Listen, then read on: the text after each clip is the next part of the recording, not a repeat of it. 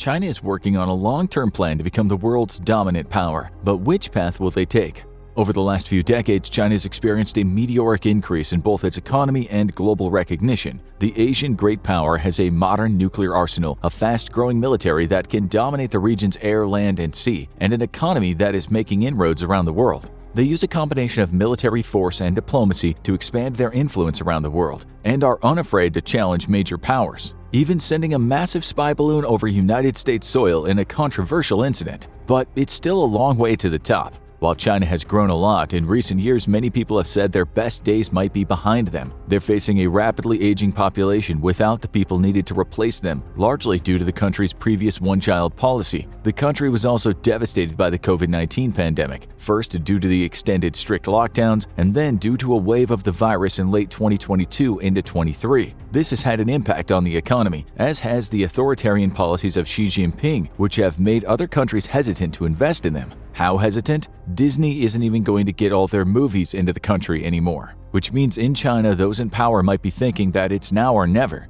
While many see China as a power in decline, it continues to conduct itself as a superpower in the making, rather than resigning itself as the dominant power in Asia and the distant second world power behind the US. It seems to be stepping up its attempt to gain more influence across the globe. This includes a massive increase in its naval program and increased belligerence in the South China Sea against Taiwan, likely heavily motivated by Taiwan's dominant semiconductor manufacturing factories. These small devices are essential for running most modern devices, which means Taiwan could cut off China, and if China controlled Taiwan, they could cut off the United States. It's not clear if China actually plans to invade Taiwan or is using this threat as a way to sway global decisions into its favor, but what is clear is that China is far from done making big moves. However, no one is sure what route they're going to take to get there. The first path involves staying close to home, and it might be China's easiest path to superpower status. Right now, China's greatest strength is as a regional power. It's the dominant power in East Asia, with a navy that could potentially take on rivals like Taiwan and Japan. On land, China's army can also take on fellow nuclear power and rival India. But if China takes this path, its primary goal will be establishing regional hegemony and fully dominating Asia. Does this mean war drums will soon be sounding?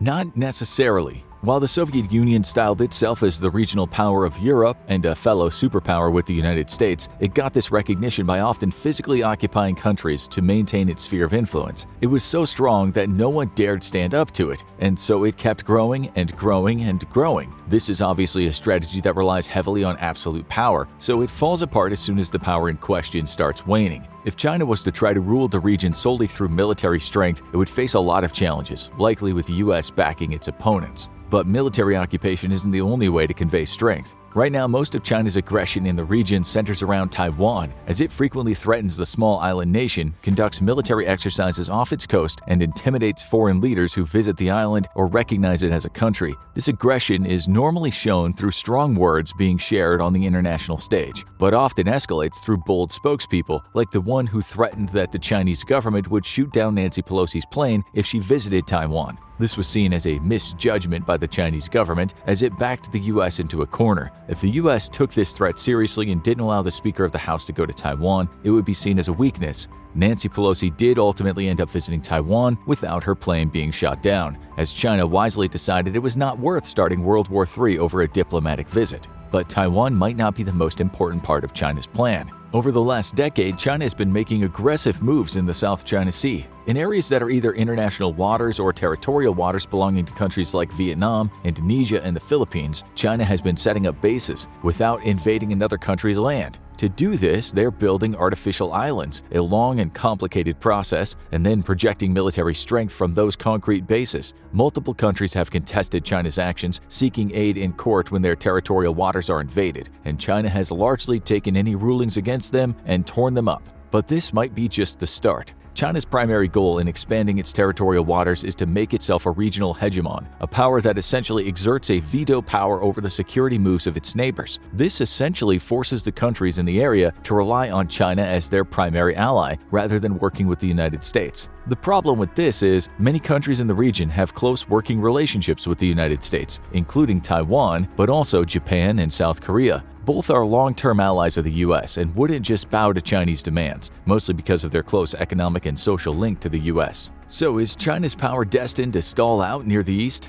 Not necessarily. Currently, China is in a tricky situation when it comes to growing its power. It faces a near-united front opposed to its ambitions. While Japan and South Korea, along with Taiwan, are the U.S.'s closest allies, countries like the Philippines and Vietnam have become more open to working with the United States due to the security concerns as a result of China's expansion in the region. Likewise, India, the fastest-growing country in the region, has frequent border skirmishes with China, and its current nationalistic leader, Narendra Modi, has made security a big part of his appeal. That leaves them with only a few options for allies. China has the advantage of working with two effective bad cops in the region, both nuclear-armed. Pakistan is a natural ally to China, also having border conflicts with India. As India is facing conflict on both sides, the two can coordinate to challenge the massive rising power. Then there's North Korea, the belligerent wildcard nation ruled by the Kim family. Current leader Kim Jong-un is determined to beef up the country's nuclear missile program to the point of being able to hit the United States, and frequently threatens Japan and South Korea. Both countries have a reason to hate Western-aligned countries in the region, which gives China more leverage. So China's best path to regional dominance may ironically be by playing peacemaker. And a path to success might come from China's now not-so-close ally, Russia. Russia has been involved in the conflict in Syria for a long time, providing its dictator Bashar al-Assad the support he needs to stay in power amid a horribly bloody civil war. Assad is seen as preferable to Russian interests due to how many loose cannons there are in the opposition, and that's made Russia the de facto military power in the region, and it also puts them on Israel's border. As Syria and Israel have been at war on and off for decades, that makes Russia an unlikely peacemaker. But it might not stay that way. As the war in Ukraine ramps up, Israel has been under significant pressure from the allies in the West to provide more military aid to Ukraine, including the high-tech Iron Dome system. Instead, Israel has held off, only providing civilian and medical aid and allowing Ukrainian refugees to settle in their country, but not taking any measures that would anger Russia. That's because with Russia on its border, they play a large role in reining in both Assad and the groups opposing him, both of which might be happy to rain rocket fire down on Israel. And this is the definition of a regional power. Russia was allowed to enter Syria in the name of protecting the status quo, and the United States, which had been considering military intervention in Syria, chose to not get involved. This could be a potential path for China to control Asia, but it relies on one key challenge. How does China manage to convince the countries of Asia to go along with its rise rather than resist it? This might be near impossible, as China is facing entrenched interests in the region. Unless it's able to seize Taiwan, without the country's massive market share of semiconductors, it may not have a peaceful path to neutralizing U.S. influence in the region. South Korea, Japan, and India are all unlikely to break from their current path, and China's actions have only helped push other countries into the U.S. sphere, which is why this might not be the way China's looking. Most U.S. analysts consider China's rise to power to be likely to begin in the East, mostly because that's how their own rise to power started. When the U.S. was slowly going from new country to empire, they started by projecting influence on their neighbors, taking pieces of Mexico as well as islands in the Caribbean. It was only when they were the hegemons of the Western Hemisphere with no one consistently challenging them that they started expanding in the Pacific and Asia. They largely stayed out of Africa, which was heavily colonized by nearby Europe. Expanding from your base of support is the easiest way to become a hegemon. That's if someone else hasn't gotten there first. In many ways, Asia is still dealing with the legacy of World War II and the Korean War, which means the US might be impossible to displace. And so, China has slowly been taking another path. While China's been making aggressive moves around Asia, often citing that they were building an Asia for Asians, which implies that their colonial efforts are actually anti-colonial, it's not where they've been making the most progress. In its own sphere, China faces several rising powers who will not switch allegiances from the US. Its options might come down to military force, which would potentially bring it into conflict with the US, a fight it likely can't win yet. And that's why it's been making inroads elsewhere. China's been slowly exerting its influence not just in its immediate area but around the world through an effective use of soft power. This new path to global domination is risky. It would mean that China needs to look like a better investor than the US. If that happens, China can leverage its economic investment in countries to bring them to their sphere of influence. Of course, some countries are easier sells than others, especially the ones that the US is not willing to sell to. Countries that are under sanctions, like North Korea, Venezuela, and Iran, all purchase a lot of goods from China, and in exchange become loyal allies in East Asia, the Middle East, and South America. And recently, a massive new client opened up. When Vladimir Putin invaded Ukraine in 2022, the entire world was shook. A major power invading a country not simply to displace its leadership, but to conquer it or annex large portions of its territory was unheard of in the modern world. The response was swift, as most countries immediately cut off Russia from the global economy and sanctioned its leaders. That left Russia with few supporters and even fewer who could provide it with goods and equipment it needs, and China was one with the most resources by far. China and Russia soon signed an agreement of cooperation, although China has since backed off slightly from their explicit support of the war. Regardless, the shipments to Russia keep flowing, while Russia continues to get deeper and deeper into debt with China.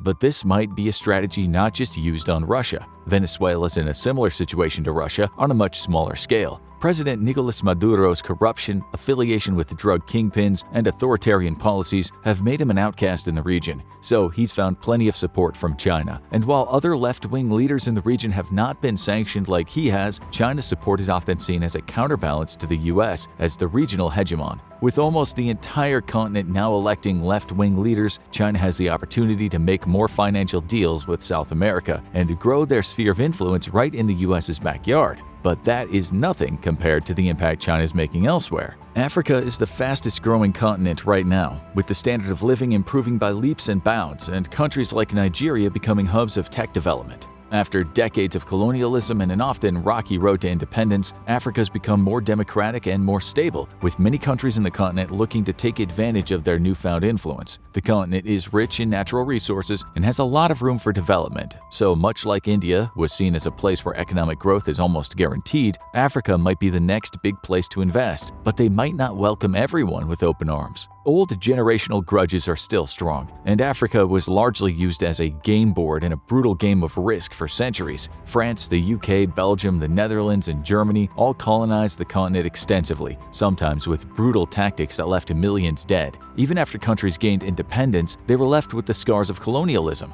as white Europeans set up discriminatory systems that favored them and disenfranchised the native black population, most famously in South Africa. While the US had little role in Africa in this period, many leaders in Africa still see them as an extension of these powers, and the legacy of the slave trade is still a factor most haven't forgotten, which leaves an opening for China. While African countries are willing to trade with anyone, and the US and Europe have made key investments in the region, it's China that's making the biggest impact. It's all part of a larger plan in Xi Jinping's foreign policy, the Belt and Road Initiative, a global infrastructure development plan. It was originally named the Silk Road Economic Belt, a tribute to the traditional trading route that weaved from China to Cairo for thousands of years. This reflects China's desire to expand westward through trade deals, creating partnerships that allow them to expand their sphere of influence by building infrastructure in other countries. These projects include ports, railways, airports, dams, power stations, and of course factories. So China might be on the way to creating a beachhead in Africa without ever firing a shot. Africa is ripe for development, and China has been hard at work creating opportunities for the residents. Not only do they fund major infrastructure projects, but they cut deals to produce key electronics, harvest natural resources, and build major factories and processing plants. While these institutions are typically staffed by Chinese administrators, the plants do provide jobs for African citizens. China is normally seen as a neutral investor, not having the historical baggage that European or American investors have, so China's seen a lot of success in the region. But one African nation has caught the interest of Beijing more than the others. Djibouti is so small it can be hard to pick out on the map, but this tiny nation bordering Somalia, Ethiopia, and Eritrea on the Horn of Africa has a key position, being the closest African nation to the Arabian Peninsula. It controls access to both the Red Sea and the Indian Ocean, making its ports key for refueling and shipping. That's made it an important site for development, and it maintains good relations with most of its neighbors and many foreign powers. It hosts military bases for the French, the Americans, as well as Italy and Japan. And now, China has set up camp there too. On paper, China doesn't seem to be a major military power outside of Asia and the Pacific, as it has only one permanent military base abroad as opposed to the hundreds the US holds. Built for over $500 million, the People's Liberation Base in Djibouti was constructed in 2016 and officially opened in 2017. It's been expanding since then, with a 1,000-foot pier being built in 2018. The base is officially designed to support military logistics for China in the area and to facilitate peacekeeping and humanitarian efforts.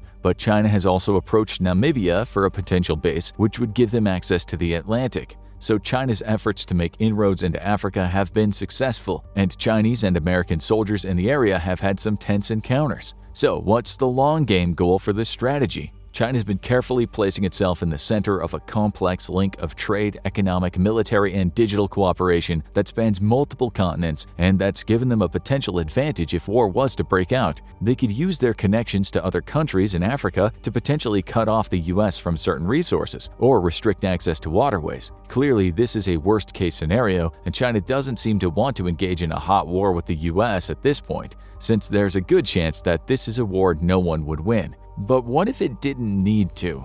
Right now, China seems to be combining two strategies, using an iron fist approach in its own regional sphere while acting benevolent abroad. That means that they're likely to continue pushing the limits of their borders in the South China Sea, menacing Taiwan, and trying to deter US influence. But they might just be as focused on boosting their influence in other parts of the world, setting up China as a go-to economic partner for developing countries, and that will give China a major advantage down the line, should conflict actually erupt. But it's not clear if it will. China's been maintaining strategic ambiguity in a way its ally Russia has not, frequently presenting itself as the underdog in its face-offs with the US. A key example of this came when the Chinese spy balloon or weather balloon floated over the US. While it was eventually brought down safely by US forces, China has not admitted it was spying, and in fact has accused the US of brutally shooting down a civilian aircraft and threatened retaliation. In most conflicts, it frequently paints the US as an aggressive hegemon trying to take over Asia. Which of these paths is China likely to take long-term? The first path puts it in a position to face off against many of its longtime enemies, and reclaiming Taiwan and claiming all of the South China Sea have been long points of pride for the Chinese Communist Party.